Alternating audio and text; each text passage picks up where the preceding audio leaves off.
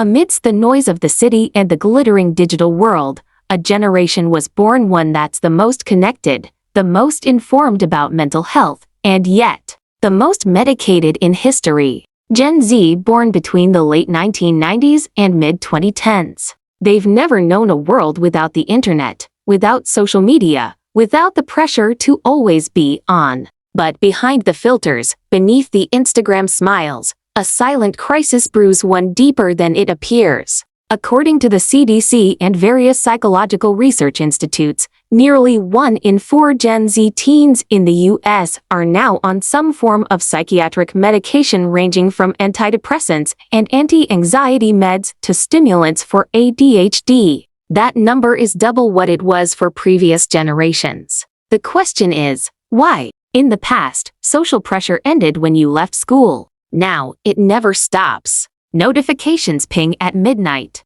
A single negative comment can go viral in seconds. FOMO, fear of missing out, isn't just a buzzword. It's a psychological weight crushing millions. A 2023 Pew Research study revealed that over 60% of Gen Z report extreme anxiety caused by social media. For many, relief doesn't come from nature or conversation, but from prescriptions. In a world that moves too fast, emotions are often seen as flaws. Sad? Here's an antidepressant. Nervous? Here's a benzo. Trouble focusing? Probably ADHD, take a stimulant. But are these all accurate diagnoses? Or are we pathologizing normal human struggles in our quest to fix what might just be feeling? Clinical psychologist Dr. Naomi Winters calls this over-pathologizing normal distress, the act of treating human emotions as disorders. The U.S. pharmaceutical industry is worth trillions, and often it's easier and more profitable to write a prescription than to offer time and therapy.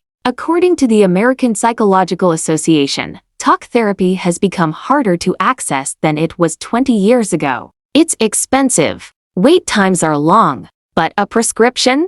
That takes 10 minutes. And in an instant world, who wants to wait? Ironically, Gen Z is the most mentally aware generation in history. They talk openly. They break stigma. They know the names of disorders and the pills that treat them. But that too has a dark side. When identity starts to merge with diagnosis, when mental illness becomes a badge rather than a challenge to heal, we must ask, are we healing? Or are we just medicating the pain? There is hope. Amid the noise, some Gen Z voices are rising above. They're asking, is there another way? Mindfulness, trauma-informed therapy, real relationships, a holistic lifestyle. These don't replace medication, but they challenge the idea that healing comes only in a bottle. Gen Z is not a broken generation. They are honest, brave enough to admit they're hurting. But honesty without a healthy system leads to dependency, not recovery.